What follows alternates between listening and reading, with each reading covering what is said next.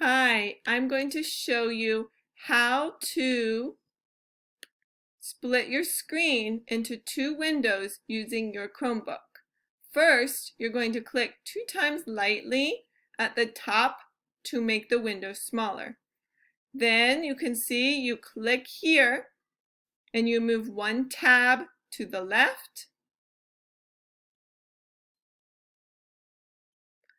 And then you go to your other tab. You click, hold, and drag it to the right.